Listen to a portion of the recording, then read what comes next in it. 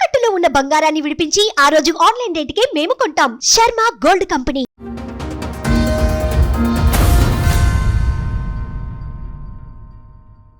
అయితే సంబంధం చూసారు. నాది ఇంటర్ చదువుతున్నాను, ఫస్ట్ ఇయర్లో చదువుతున్నట్టు సంబంధం వచ్చింది. ఎన్ని సంవత్సరాల క్రితం? 18 ఇయర్స్లోనే.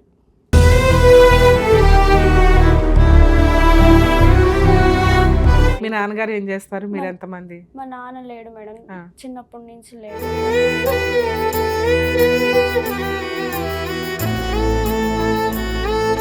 మాట వినక వాళ్ళ అన్న ఆయన ఇద్దరు కాన్ఫిడెన్స్ కాల్లో మా అమ్మని ఇష్టం వచ్చినట్టు తిట్టినారు. అదేంటి నువ్వు త్వరగా చేసే త్వరగా చేసే తిట్టడం ఏంటి? బతులు ఆడాలి కానీ.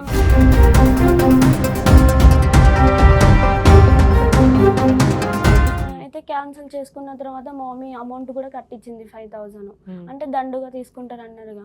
ఎదురు మీరు 5,000 కట్టారా? కట్టేసాము.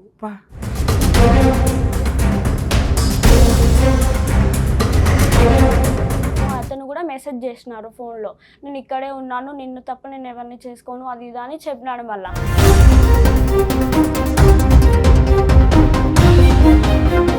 పెళ్లి చేసుకున్నాడు. అక్కడ పెళ్లి చేసుకున్న తర్వాత వాళ్ళ ఇంటికి తీసుకెళ్ళినారు. వాళ్ళ ఇంటికి అంటే మీరిద్దరే చేసుకున్నారా పెళ్లి?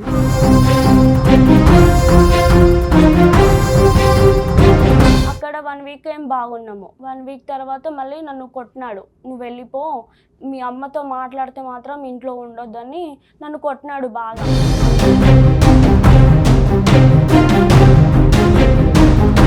ఈ మాట నువ్వు లేచిపోయి వెళ్ళిపోయేటప్పుడు అడగలేదా? రేపటి రోజున మా అమ్మని మేమే చూసుకోవాల్సి వస్తుంది, నేను మా అమ్మ హ్యాండిక్యాప్డ్, మరి నేను చూసుకోవాలి కదా.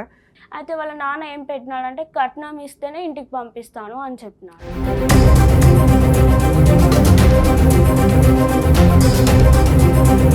ఫోన్ ముట్టుకొనియాడు, అసలుకి ఫోన్ ముట్టుకొనియాడు. దాంట్లో మోనికా అని తనే చెప్పినాడు, మా లవరు, నేను ఫస్ట్ లవ్ చేశాను అమ్మాయిని, నన్ను ఇట్లా మోసం చేసి వెళ్ళిపోయిందని చెప్పాడు.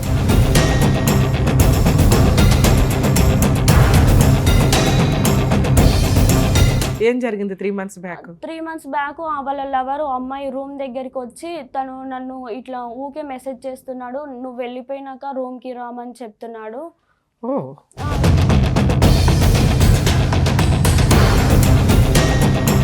మీ అమ్మగారు కొట్టింది, నువ్వు కొట్టావు. సో ఇంతమంది పాత్ర ఉంది.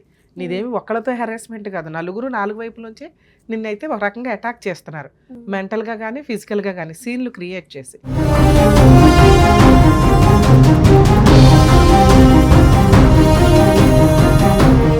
నమస్తే అమ్మా. నమస్తే మేడం. ఏంటి ప్రాబ్లం? ఇక్కడ హైదరాబాద్ నుంచి ఉంటాను మేడం, నేను ఇక్కడ ఉన్నాము. ఆయన అయితే సంబంధం చూసారు. నాది ఇంటర్ చదువుతున్నాను, ఫస్ట్ ఇయర్లో చదువుతున్నట్టు సంబంధం వచ్చింది. ఎన్ని సంవత్సరాల క్రితం? 18 ఇయర్స్లోనే. ఈ 1 year and half అవుతుంది మ్యారేజ్ అయ్యి. నువ్వే, నీ ఏజ్ ఎంత? నా ఏజ్ 8, ఇప్పుడు 20 years. 20 years. 1.5 year అవుతుంది మ్యారేజ్ అవ్వి. ఓకే. ఫస్ట్ ఇయర్ చదువుతున్నాను, కంప్లీట్ అయిపోయింది. సెకండ్ ఇయర్లో వాళ్ళు సంబంధం చూడడానికి వచ్చినారు. మీ నాన్నగారు ఏం చేస్తారు? మీరు ఎంతమంది? మా నాన్న లేడు మేడం, చిన్నప్పటి నుంచి లేడు. మా మమ్మీ ఒకటే హ్యాండిక్యాప్. మా మమ్మీ ఇద్దరు, ఒక చెల్లి ఒక తమ్ముడు ఉన్నారు. 3 పిల్లలు. మీరు నువ్వే పెద్దదాన్ని? నేనే పెద్దదాన్ని. సరే, ఏదైనా పని చేసి కొంతకాలం కుటుంబాన్ని కాస్త లీడర్షిప్ తీసుకోవచ్చుగా తల్లి. చదువుకొని బాగా ఉండాలని అనుకున్నాను మేడం. అయితే మా మమ్మీకి హ్యాండిక్యాప్, హెల్త్ బాగుండదని ఒక పెళ్ళన్నా చేస్తే ఇంటికి ఒక కొడుకు లాంటి అల్లుడు వస్తాడని అనుకున్నాను. సంబంధం ఎలా వచ్చింది? అయితే మా అమ్మమ్మ వాళ్ళ రిలేటివ్స్, అన్న వాళ్ళ కొడుకు. అయితే సంబంధం వచ్చింది. అయితే నేను ఫస్ట్ చెప్పినాను పేరెంట్స్కి చేసుకోనని చెప్తే, పేరెంట్స్ చూసి వద్దాము, మంచిదైతే చేద్దాము, లేకపోతే లేదని చెప్పినారు పేరెంట్స్. పేరెంట్స్ ఎవరు? మా మమ్మీ వాళ్ళు, అమ్మ వాళ్ళు చెప్పినారు.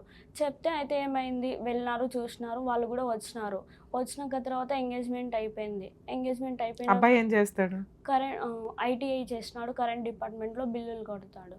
గవర్నమెంట్ జాబా? ప్రైవేట్? Contract base. ఎంత శాలరీ అని చెప్పారు? 20 అని చెప్పారు. 20 అని చెప్పినారు. ఎంగేజ్మెంట్ అయిపోయింది.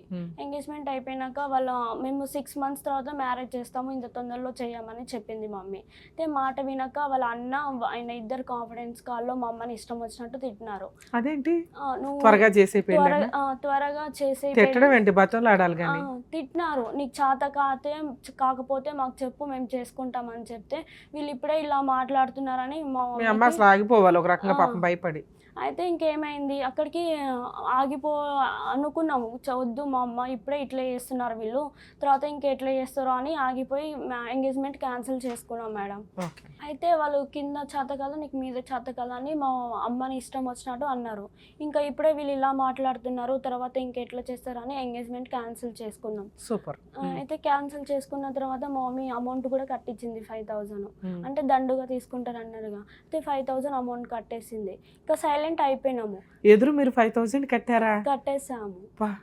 అయితే కట్టేసినాక తర్వాత అబ్బాయి ఏం చేసినాడు, అందరూ వెళ్ళిపోయినారు, వాళ్ళు మా ఇంటి నుంచి వెళ్ళిపోయినారు. వెళ్ళిపోయిన తర్వాత ఏం చేసినాడు, దిల్షుక్ నగర్లో ఉన్నాడంట. మా తాత అంటే మా రిలేషన్ వాళ్ళే. ఎవరు కట్టించారు దండుగా? మేమే కట్టించేసాం. పెద్ద మనుషులా?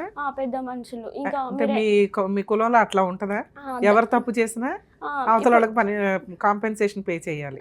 ఇప్పుడు మేము క్యాన్సిల్ చేసుకుంటాం, అందుకు మీరు దండుగా ఇవ్వాలి అని చెప్పినారు. ఒకవేళ వాళ్ళే క్యాన్సిల్ చేసుకుంటే మీకు ఇచ్చేవాళ్ళ?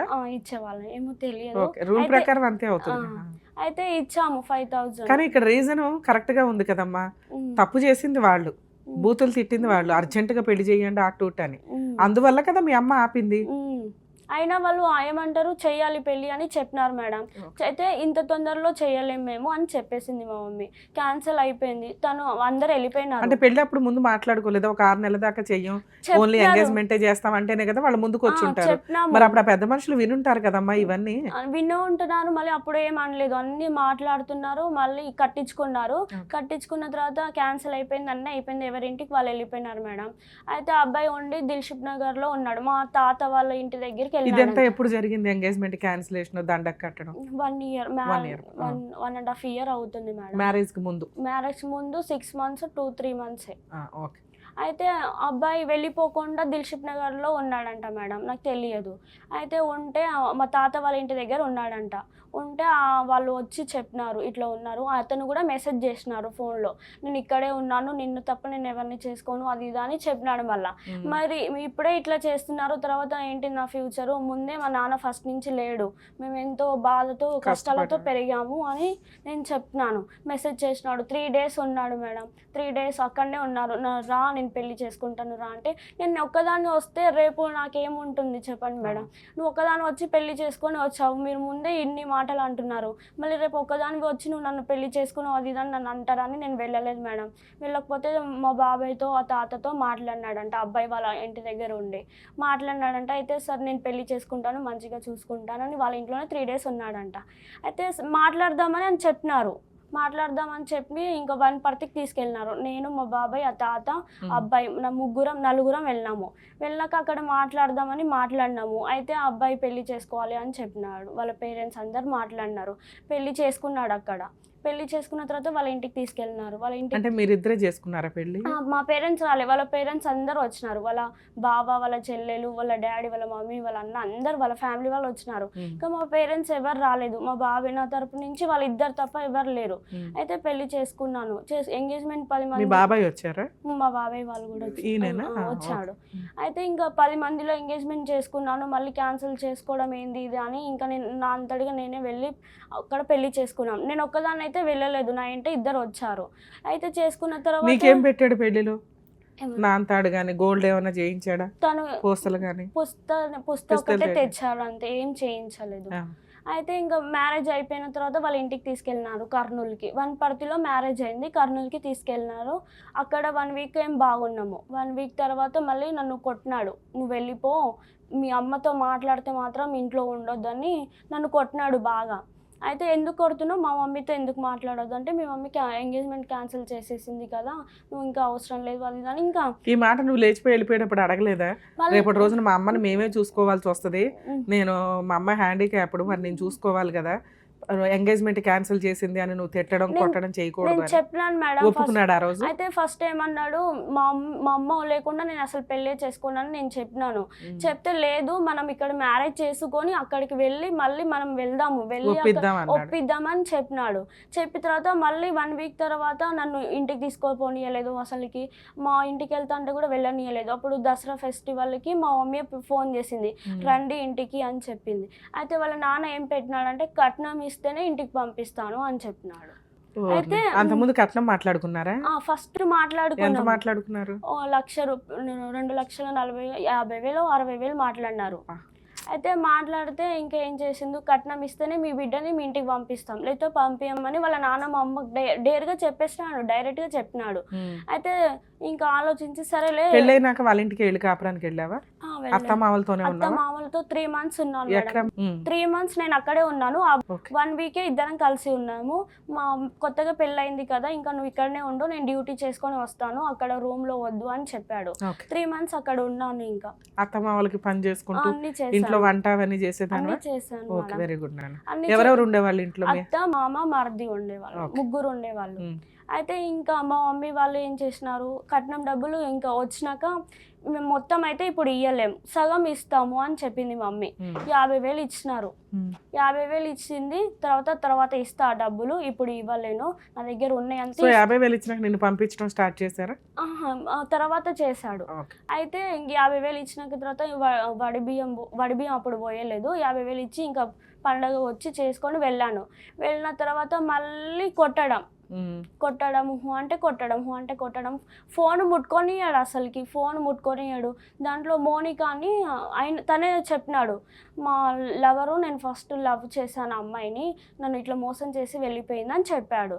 అయితే ఆ అమ్మాయినే చేసుకోవచ్చు కదా అంటే తను వేరే మ్యారేజ్ చేసుకుంది, తను ఇప్పుడు నా ఇంట పడుతుంది, తను వేరే మ్యారేజ్ చేసుకొని వాడు మొగుడు కాదని డైవర్స్ ఇచ్చేసి ఇప్పుడు నన్ను మ్యారేజ్ చేసుకోమని చెప్పింది అంజలి అని చెప్పాడు మేడం. అయితే మళ్ళీ నీ ఎంట పడుతుంది, ఇప్పుడు మీరు ఇద్దరు ఎప్పుడు డైవర్స్ అయినాయి అంట?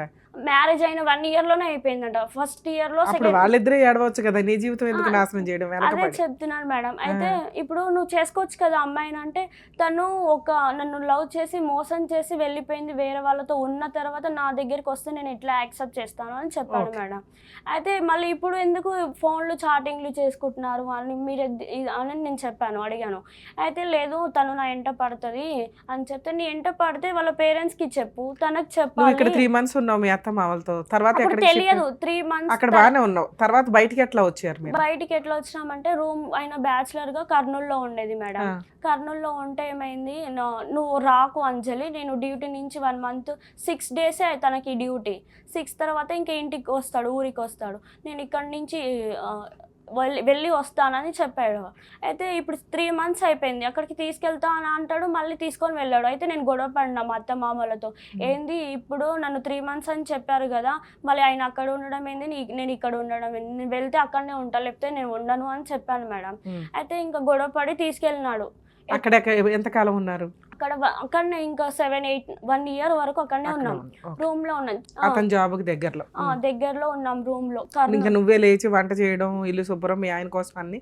సో మీ ఇద్దరికి ప్రైవసీ టైం కూడా దొరికింది. ప్రెగ్నెన్సీ గానీ పిల్లలు గానీ ఏమన్నా ఉన్నారా?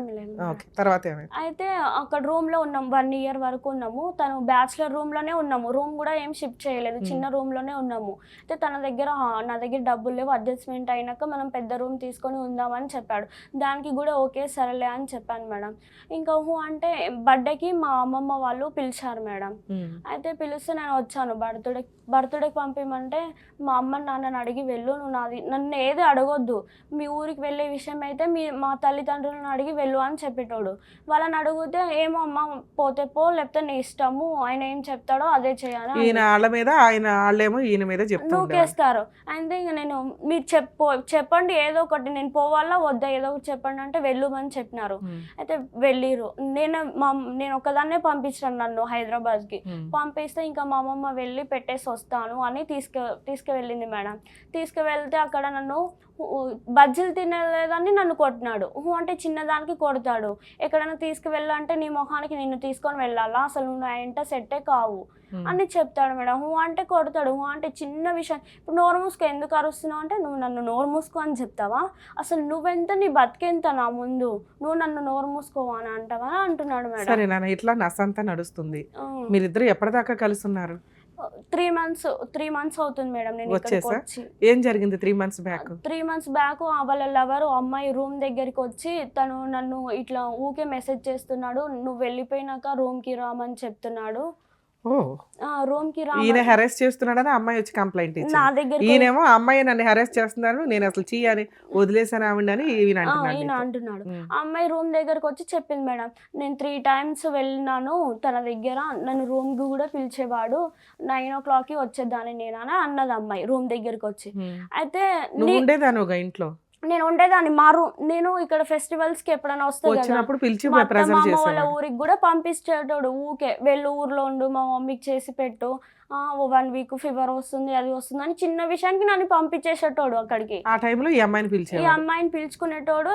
అమ్మాయి ఆ విషయం నీకు చెప్పింది? చెప్పింది. అంటే తను, నువ్వు అంటున్నావు కదా తను పిలుస్తున్నాడని, ఆయనకు నాకు మ్యారేజ్ అయిపోయిందని నీకు తెలియదా అని చెప్పాను మేడం. అయితే తెలుసు అని చెప్పింది. మళ్ళీ ఆ రోజు వచ్చి ఎందుకు అడగలేదు, ఈ రోజు వచ్చి నా జీవితం నాశనం అయిపోయిందని నన్ను అడుగుతున్నావు, నువ్వు వచ్చి నన్ను అడిగితే నేనేం చెప్తాను, ఎవరైనా పిలుస్తారు వాళ్ళ దగ్గరికి వెళ్ళిపోతావా నువ్వు అని నేను చెప్పాను మేడం. అయితే ఆ అమ్మాయి ఏమంటుంది, వీడు నన్ను రోజు ఫోన్లు చేస్తుండు, నేను వద్దు అని చెప్తే కూడా నా పోలీస్ స్టేషన్ లో కంప్లైంట్ ఇచ్చాను. ఇస్తే కాంప్రమైజ్ చేసేస్తున్నారు పోలీస్ వాళ్ళు. 3-4 times ఇచ్చాను నేను కంప్లైంట్ అని చెప్తే కూడా, అయితే కంప్లైంట్ ఇచ్చావు కదా, మీ పేరెంట్స్ కి చెప్పి మళ్ళీ తను నీ ఎంట పడుతున్నాడు అని ఏదో ఒకటి చేయొచ్చు కదా, నా జీవితం ఎందుకు నాశనం చేయాలని అనుకుంటున్నావు అని చెప్పినాను నేను. అయితే కాదు ఇప్పుడు నువ్వు ఏమనుకుంటున్నావు అని నన్నే రిటర్న్ అడుగుతుంది. అంటే తనని నాకు తెలిసిపోతే మ్యాటరు ప్రాబ్లం క్లియర్ అయిపోతుందని వాళ్ళ అమ్మాయి వచ్చి చెప్పింది, అన్ని చెప్పింది. తను ఇట్లా మేమిద్దరం కలిసి ఉన్నాము, మేము 2 years సంసారం కూడా చేసినాము వేరే రూమ్లో, నాకు ప్రెగ్నెన్సీ కూడా అయింది, అయితే తీయించేసినాడు అని చెప్పింది నా ముందు. తను నా ముందు ఫోన్ చేసి అడిగితే లేదు నేను చెప్పలేదా అని చెప్తుంది. మళ్ళీ ఇద్దరు గేమ్ ఆడుతున్నారు. అయితే ఇంకా అమ్మాయి, మా బాబాయ్ వాళ్ళకి ఫోన్ చేశాను, అమ్మాయి ఇట్లా రూమ్ దగ్గరకు వచ్చింది, మళ్ళీ నా పరిస్థితి ఏంటిదని వాళ్ళ అమ్మ నాన్నకి ఫోన్ చేశాను. అయితే వాళ్ళ అన్న ఉండి ఏమన్నాడంటే, ఏంది మా బావ, మరి అమ్మాయినే చేసుకోవచ్చు కదా, నన్ను ఎందుకు చేసుకోవాలి, నా జీవితం ఎందుకు నాశనం చేయాలి, వీడి ముఖం తెలియదు వీడు తెలియదు, నేను ఎక్కడనో చదువుకున్న అమ్మాయిని నన్ను చదివిస్తామని మళ్ళీ చదివించకుండా ఇవన్నీ ఏంది కథలు అంటే, లేదమ్మా నేను చెప్తాను, వాళ్ళ అమ్మాయితో నేను మాట్లాడతాను, మళ్ళీ ఇంకొకసారి ఇదే రిపీట్ అయితే నేనే వెళ్ళి పోలీస్ స్టేషన్లో కంప్లైంట్ ఇస్తాను అని చెప్పాడు. అది చెప్పిన 1 week ఆ అమ్మాయితో మళ్ళీ మెసేజ్ చేసినాడు, నా ఫోన్తోనే మెసేజ్ చేసినాడు అమ్మాయికి. అది తెలిసి నువ్వు వచ్చేసావు. వచ్చి 3 months మేడం రాలేదు, అక్కడనే ఉన్నాను. అమ్మ ఇప్పుడు ఏదైనా కానీ విషయం అయితే మేజర్ ప్రాబ్లం నీకు అదే, ఆ అమ్మాయితో ఎక్స్ట్రా మ్యారిటల్ అఫైర్స్ ఉండడం, ఆవిడ రిపీటెడ్ గా మీ ఇంటికి రావడం, మీ ఇద్దరి మధ్య ఫిట్టింగ్ పెట్టడం. సో 3 months బ్యాక్ ఏం జరిగి నువ్వు యువతలకు వచ్చేసావు? 3 months అంటే అక్కడ నేను ఉన్నాను మేడం, మా రూమ్ నుంచి వేరే రూమ్ కి షిఫ్ట్ అయ్యాం మేము. షిఫ్ట్ అయితే అక్కడ వాళ్ళ పేరెంట్స్ వచ్చారు, రూమ్ కాల్ చేస్తున్నారని. వచ్చాక నేనేం అనలేదు మేడం, వాళ్ళ అత్తతో ఫోన్ మాట్లాడమని మా అత్తమ్మ ఇచ్చింది. అయితే చెప్పత్తమ్మ అంటే, ఇప్పుడైనా బాగా ఉండు నువ్వు, వాడితో ఊకి గొడవ పడకు అని చెప్పింది. అన్న అయితే ఆయన వచ్చి బయట నుంచి ఊరుకొచ్చి అత్తమ్మ వాళ్ళ అమ్మ కొంటిది పద్ధతి నేర్పియలేదు, ఇది కూడా అట్లనే మాట్లాడుతుంది అమ్మా అని అత్తమ్మ అని చెప్తున్నాడు. బూతులు తిట్టేసరికి నీకు కోపం వచ్చింది. అయితే నువ్వు మా అమ్మని ఎందుకు తిడతావు, అసలు నువ్వు ఎవడు మా అమ్మని తిట్టడానికి, మహా అంటే నన్ను అనాలి, నేను ఏమన్నాని నువ్వు నన్ను మా అమ్మని తిట్టినావు అని నేను అన్నా. దానికి నాకు వచ్చి ఇంకా ఇష్టం వచ్చినట్టు కొట్టినాడు.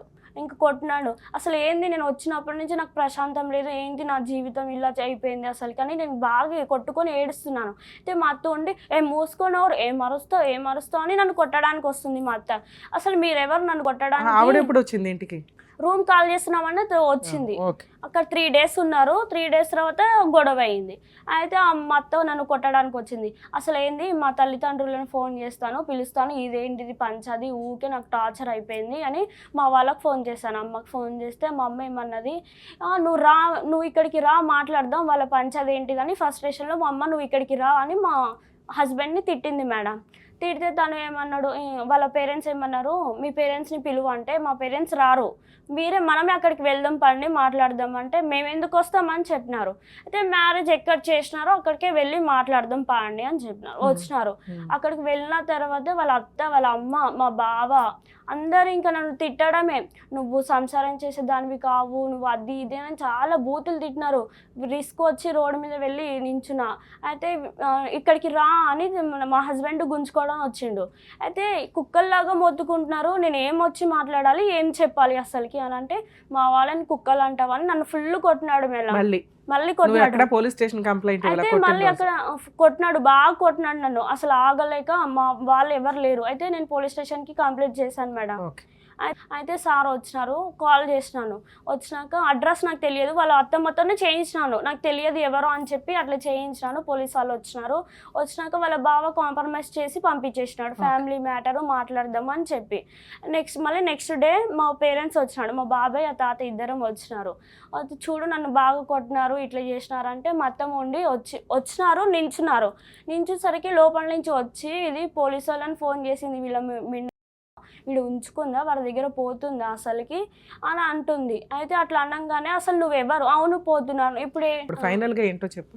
అయితే అట్లా తిట్టంగానే నన్ను కొట్టింది మేడం బాగా. అత్తగారు కూడా కొట్టింది, అత్తమ్మ కొట్టింది, అందరి ముందు కొట్టింది చాలా. కొట్టేసరికి ఇంకా నాకు ఆగలేక నేను వచ్చేసాను.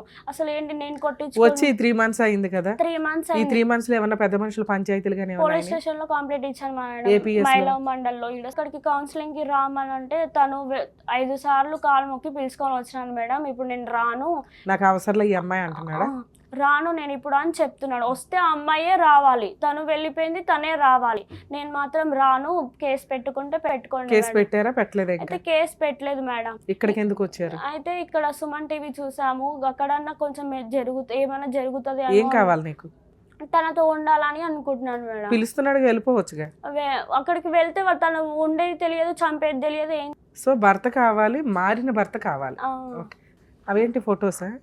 తన దగ్గర ఫొటోస్ కాదు మేడం, తను అమ్మాయితో చాట్ చేయడం. చూపించండి అమ్మా.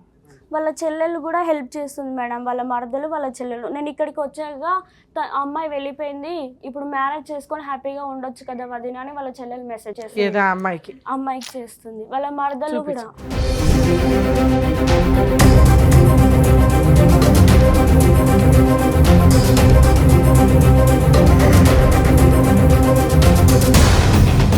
వెళ్ళిపోయింది కదా, ఇంకా మ్యారేజ్ చేసుకొని హ్యాపీగా ఉండొచ్చు కదా అని చెప్తుంది వాళ్ళ చెల్లెలు.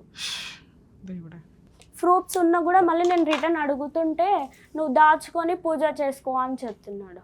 అబ్బాయి అయితే నిన్ను వదిలేయాలని ఫిక్స్ అయ్యారు. ఇదంతా బ్యాక్గ్రౌండ్ వర్క్ ఒక రకంగా. అతను అలాగే ఉంటాడు, ఎందుకంటే ఆ అమ్మాయి మరీ బొమ్మలాగా ఉంది, మేకప్ ఇంకొకటో మనకు తెలియదు, కానీ నువ్వు ఉన్న సైడ్ ఆ ట్రాక్ నడుస్తూనే ఉంటుంది. ఓకే, దానివల్ల నీకు ఇంకా కొంచెం హెరాస్మెంట్ పెరగొచ్చేమో, ఎందుకంటే నీ మనసు ఆగదు లెక్కలు అడగడం తప్ప. ఎన్నింటికి వెళ్తున్నావు, ఎన్నింటికి వస్తున్నావు, రూపాయి ఏమైంది, ₹1 ఏమైంది అని అడుగుతావు ఖచ్చితంగా ఫ్యూచర్లో సీనియారిటీ వచ్చే కొద్దీ. ఇంకా ప్రెగ్నెన్సీ కానీ పిల్లలు కానీ లేరు కాబట్టి ఒక రకంగా నువ్వు డెసిషన్ తీసుకోవడానికి ఒక అవకాశం అయితే ఉంది, ఈ వ్యక్తితో కంటిన్యూ అవుతామా లేదా అనేది. వాళ్ళు నీ దగ్గరకు వచ్చి నాకు భార్య కావాలండి అంటే మనం పిలిపించి కౌన్సిలింగ్ ఇచ్చి ఆ అమ్మాయి కండిషన్స్ ఇవి, నువ్వు ఆ అమ్మాయితో మాట్లాడినని రాసివ్వు పలానా అమ్మాయితో. అలాగే నీ సిస్టర్ మాట్లాడింది, ఆ అమ్మాయి కూడా వచ్చి సారీ చెప్పాలి. మీ అమ్మగారు కొట్టింది, నువ్వు కొట్టావు. సో ఇంతమంది పాత్ర ఉంది, నీదేమి ఒక్కళ్ళతో హెరాస్మెంట్ కాదు, నలుగురు 4 వైపుల నుంచి నిన్నైతే ఒక రకంగా అటాక్ చేస్తున్నారు, మెంటల్గా కానీ ఫిజికల్గా కానీ సీన్లు క్రియేట్ చేసి. సో ఇలాంటి కేసులో నువ్వు పోలీస్ స్టేషన్ దాకా కూడా వెళ్ళిపోయావు, అక్కడ 2-3 కౌన్సిలింగ్స్ అయినాయి, మారటానికి ఆయన కొంచెం కూడా రెడీగా లేడు. అంటే ఈ అమ్మాయి నాతో విడిపోవాలి, నేను కోర్టుల చుట్టన్నా తిరుగుతా, ఇక్కడ జరగాల్సింది సీక్రెట్గా జరిగిద్ది, నువ్వు ఇంట్లో ఉన్నా జరగాల్సింది సీక్రెట్గా జరిగిద్ది, నువ్వు కోర్టులో కేసులు వేసినా జరగాల్సింది జరిగిద్ది, అదైతే కామన్. నువ్వు కోర్టులో కేసులు వేసుకొని ఇలాంటి చెత్త వ్యక్తి నాకు అవసరం లేదు అనుకుంటావా, లేదా సర్దుకుపోతావా? ఈ 2 ఆప్షన్సే నీకున్నాయి. సర్దుకుపోయే ఉద్దేశం ఉంటే మీ అత్తగారు మళ్ళీ కొడుతుంది, నీ హస్బెండ్ కొడతానే ఉంటాడు, రెగ్యులర్గా ఫోన్లు ట్రాన్సాక్షన్లు నడుస్తే. అదృష్టం ఏంటంటే ఆడపడుచు కూడా అమ్మాయి వైపే ఉంది, ఆ అమ్మాయి అదృష్టం. సో వీళ్ళంతా ఒక గ్రూప్, ఇది కంటిన్యూ అవుతూనే ఉంటుంది మీకు ఎప్పటికైనా. ఇటువంటి వ్యక్తితో కలిసి ఉండడం కంటే, అంటే నీకోసం ఒక స్టెప్ ఆయన దిగల, భార్య కావాలని కానీ మిస్టేక్ ఉన్నా తను దిగట్లేదు అది మేడం. దిగట్ల. సో నువ్వే సర్దుకోవాలి అంటే ఇంత విషయం బయటపడిపోయిన తర్వాత నీకు ఎలా అనిపిస్తుంది? అసలు ముఖం మీదే ఫోన్ మాట్లాడుతూ ఉంటాడు. ఉమ్, అవును పైకి అంటే వెళ్ళి ఎందుకంటే ఇంకా నన్నేమీ చెయ్యదు అనే ఒక ఫీలింగ్ అయితే అతనికి వచ్చేస్తుంది. అవును. ఇతన్ని మార్చడం అంటే అతను ఒక స్టెప్ కిందకి దిగితే నిన్ను ఒక 10 స్టెప్స్ కిందకి దిగమని బతులాడతాం మేము. Okay. పోనీలేనా సర్దుకో, మేము ఉన్నాం హామీ, ఇక నుంచి ఆ అమ్మాయితో తిరగడు ఇట్లా అట్లా అని. అతను ఒక్క స్టెప్ కూడా కిందకే దిగల. డోర్ ఓపెన్ చేశాను, ముళ్ళకంచి చేశాను, వచ్చి ఉంటే ఉండమనండి. ముళ్ళకంచిలో కాపురం చేయలేం కదండి. అవును మేడం. కనీసం ఆయన ముళ్ళకంచి తీసేస్తే మనమే డోర్ తీసుకుని లోపలికి వెళ్ళొచ్చు. అవును మేడం. డోరు క్లోజ్ చేసి ఉంచాడు, ముళ్ళకంచె ఉంది, కావాలంటే ఆవిడ డోర్ తీసుకుని వెళ్ళమనండి అంటున్నాడు. ఉమ్, ఇది వర్కౌట్ అయ్యే కేసు కాదు. okay. అర్థమవుతుందా? అర్థమైంది. సో ఈ టైము సెటిల్మెంటు కరెక్ట్ కాదు. నువ్వు డైవర్స్ ఇవ్వకుండా ఉమ్, అతనికి అంత ఈజీగా డైవర్స్ రావు. ఓకే, నీ హక్కుల కోసం నువ్వు కొంతకాలం అయితే పోరాడు. పోలీస్ స్టేషన్ కేసు నీకు ఆల్రెడీ ఐడియా వచ్చింది. yes. పోలీస్ స్టేషన్కి వెళ్ళావు, కంప్లైంట్ ఫైల్ చేసావు, పెట్టే ఎఫ్ఐఆర్ చేసి పడి. ఎంత పర్ఫెక్ట్గా జరిగావంటే నిన్నెవరూ కూడా ఇలా చెయ్యి ఇలా రాయి అని చెప్పవసరలా. పర్ఫెక్ట్గా నీకు జరుగుతున్న క్రుయాలిటీ అంతా కూడా టక్క టక్క టక్క టక్క గ్యాప్ లేకుండా చెప్పుకుంటూ వెళ్తున్నావు. ఎందుకంటే నువ్వు ఫేస్ చేసావు కాబట్టి. ఉమ్, అవును మేడం. సో ఆడబడుచు ఏం చిన్నులు చేస్తుందో నీ దగ్గర ఎవిడెన్స్ ఉంది. యాక్చువల్గా ఆడబడుచు పేర్లో కొన్ని కేసుల్లో ఇంక్లూడ్ అవుతాయి, అవ్వవు. ఉమ్, కానీ ఈ కేసులో అవుతుంది, ఎందుకంటే ప్రాపర్ ఎవిడెన్స్. ఆ అమ్మాయి వాళ్ళిద్దరూ మాట్లాడుకోవడం, మా అన్నయ్యని చేసేసుకో, ఇది వెళ్ళిపోయిందిగా, ఈ చిల్లర పంచాయతీ అక్కడ నడిచింది. వాళ్ళ మరదలు కూడా ఉంది ఇంకా. అత్తగారు నీ దగ్గర ఉన్న ఎవిడెన్స్లు ఉన్న వ్యక్తులందరి మీద 498 కంప్లైంట్ స్ట్రాంగ్గా ఫైల్ చేయి. Okay madam. ఓకే, ఇదొక ఆప్షన్. తర్వాత సఖీ సెంటర్కి వెళ్ళి డొమెస్టిక్ వైలెన్స్ కేసు ఫైల్ చేయి. అందులోనూ వీళ్ళందరి పేర్లు పెట్టు. Okay madam. ఓకే, అలాగే ఎవరెవరు ఎంతెంత హింసించారో క్లియర్గా రాయి. ఎలా కొట్టారు, ఏ సందర్భంలో కొట్టారు, ఎంత హింసించారు అనేది. మూడో ఆప్షన్, అందులో మంత్లీ మెయింటెనెన్స్ అడుగు. తిరగని దీన్ని ఒక 2 years 1 year కోర్టుల చుట్టూ తిరగని ఇతన్ని. ఉమ్, తిరిగిన తర్వాత మళ్ళీ మీకు కోర్టులో జడ్జెస్ దగ్గర కౌన్సిలింగ్స్ ఉంటాయి. ఉమ్, ఆ స్టేజ్కి ఏమన్నా మాట్లాడతాడేమో చూడు. లేదా నీ ఇష్టం తల్లి, నీ ఓపిక, ఎన్ని సంవత్సరాలన్నా లీగల్గా ఫైట్ చేయొచ్చు. ఉమ్, ఇట్లాంటి వ్యక్తి మారట్లేదు. మారిన వ్యక్తికి నువ్వు ఎంతకాలం ఫైట్ చేసినా వేస్టే. అనుకున్న రోజున నీకు ఏమైనా ఫుల్ అండ్ ఫైనల్ సెటిల్మెంట్ ఏదన్నా అయితే ఒక్క ఆప్షన్గా తీసేసుకుని మ్యూచువల్కి వెళ్ళు. లేదు మారాను అంటే లోక్ అదాలత్లో, అక్కడ మీకు కౌన్సిలింగ్ అనేది లోక్ అదాలత్లో జరుగుతాయి కేసులు నడుస్తున్నప్పుడు. Okay madam. అందులో ఈచ్ కండిషన్ రాయించుకో. ఇక నుంచి జాగ్రత్తగా చూసుకుంటాను, ఫలానా అమ్మాయితో అక్రమ సంబంధాలు పెట్టుకోను, మా అమ్మ కానీ మా సిస్టర్లు కానీ ఎవరన్నా కొడితే నేనే ఆపుతాను, అసలు కొట్టనివ్వకుండా చూసుకుంటాను, నేను కూడా ఈ అమ్మాయిని బూతులు తిట్టడం కానీ ఇవి కానీ చెయ్యం.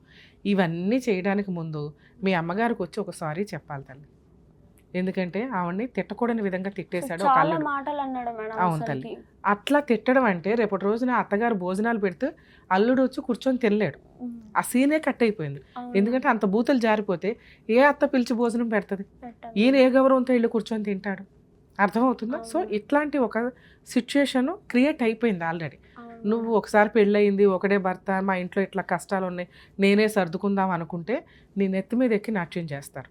అవును మేడం. అతను ఒక్క స్టెప్ దిగితే నువ్వు 10 steps దిగుదు. కానీ ఆ ఒక్క స్టెప్ దిగిన వ్యక్తి కోసం నువ్వు వెళ్ళటం అనేది నీ గొయ్య నువ్వు తీసుకోవడంతో సమానం. లీగల్గా ఫైట్ చేయతల్లి, మా వరకు మేమేమైనా సపోర్ట్ చేయాలన్నా చేస్తాం. ఓకేనా? All the best. Thank you madam. జాగ్రత్త. చూసారు కదండి, పెళ్ళైనంతసేపు పట్టలేదు విడిపోవడం అనేది. ఈ రోజున ఎంత దారుణంగా ఉన్నాయంటే మనం రిపీటెడ్గా ఎపిసోడ్స్ చూస్తుంటే ఎక్స్ట్రా మ్యారిటల్ అఫైర్స్ అనేది చాలా దరిద్రంగా ఉన్నాయి. మ్యారేజ్ అయ్యి భర్తను వదిలేసిన ఒక ఆవిడ ఆల్రెడీ పాత లవర్ని పట్టుకోవడం, లేదా ఎప్పుడో ఓల్డ్ స్టూడెంట్స్ మీటింగులు అనేది ఈ మధ్య చాలా ఎక్కువ సార్లు చూస్తున్నాం. పాత ఫ్రెండ్స్ అందరూ అప్పుడు లవ్ చేసుకున్నారో లేదో తెలియదు, కానీ కొత్త వ్యక్తులతోటి ఎక్స్ట్రా మ్యారిటల్ అఫైర్స్ కానీ ఈ అక్రమ సంబంధాలు పెట్టుకోవడానికి పాత స్కూల్ ఫ్రెండ్షిప్లో లేదా పాత కాలేజీ వాళ్ళ గ్రూప్ మీటింగులు పెట్టినప్పుడు అలా కొంతమంది పరిచయం అవటం, ఈ పక్కింట్లోనో ఎదురింట్లోనో జాబులోనో ఎక్కడో అక్కడ సొంత భార్యే బయట వ్యక్తులతోటి అక్రమ సంబంధాలు పెట్టుకోవడం అనేది మీ జీవితాలు మీరు సర్వనాశనం చేసుకోవడం కింద లెక్క. ప్రతి ఎపిసోడ్లో అక్రమ సంబంధాలు పెట్టుకోకండి అని మేము రిక్వెస్ట్ చేయడం కాదు, మీలో ఆ రియలైజేషన్ రావాలి. జీవితాలే సర్వనాశనం అయిపోతున్నాయి. ఈ రోజున కష్టపడి ఒక తల్లి కూతురు పెళ్లి చేయడానికి ముందుకు వస్తే కట్నం లేకపోతే పెళ్లి చేయడానికి కొంత టైం కావాలంటే అర్జెంటుగా పెళ్లి కావాలి అని చెప్పి వాళ్ళ క్యాస్ట్లో జరిగిన పంచాయతీ ఇంకా బాగుంది. ఎవరు తప్పు చేసినా ఎవరు డ్రాప్ అయినా వాళ్ళకి కాంపెన్సేషన్ పే చేయడం అనేది కామన్గా ఉంది. మనం చూస్తే ఇక లేడీస్కి ఎక్కడైనా కానీ వాళ్ళే తప్పు చేసి వాళ్ళే పెళ్లిపీటల మీద వెళ్ళిపోయినా కూడా మనమే ఎదురు కాంపెన్సేషన్ పే చేస్తుంటాం అబ్బాయి తరపు వాళ్ళు. కానీ ఈ కేసులో అమ్మాయి వాళ్ళు డ్రాప్ అయ్యారు, వాళ్ళ క్యారెక్టర్ తెలిసి అని ఆ డ్రాప్ అయినందుకు పరువు నష్టం కింద వాళ్ళొక 5,000 పేమెంట్ చేశారు. పోనీ ఆ అబ్బాయి వదిలేశాడా? వదల్లా. మళ్ళీ ఓ 3 మంత్స్ ఆ అమ్మాయి చుట్టే తిరిగి ఆ అమ్మాయిని ఒప్పించుకొని తీసుకెళ్ళిపోయి మరీ పెళ్లి చేసుకున్నాడు. చేసుకున్నవాడు ఏమైనా బాగా చూసుకున్నాడా? అంత కూడా చూసుకోవాలా. ఉన్నంతలో ఆ పిల్లని ఎట్లా హింసించాలో ఇదేంటో విడ్డూరం. ఈ రోజుల్లో మేము ఇంకా చెప్తూ ఉంటాం. అబ్బాయి వాళ్ళ తరపు నుంచి హెరాస్మెంట్లు తగ్గినాయండి. ఆ అబ్బాయి వాళ్ళు కొట్టడము, అత్తగారు కొట్టడం, తిట్టడం లేవని. మరి ఈ కేసులో విత్ ఎవిడెన్స్ తోటి ఆ అమ్మాయి చూపిస్తుంది. సో ఇంత సర్వనాశనాలు చేసుకునే ఉద్దేశం ఉంటే 2 years 1 year marital relations 5 years కోర్టుల చుట్టూ తిరగాల్సి వస్తుంది.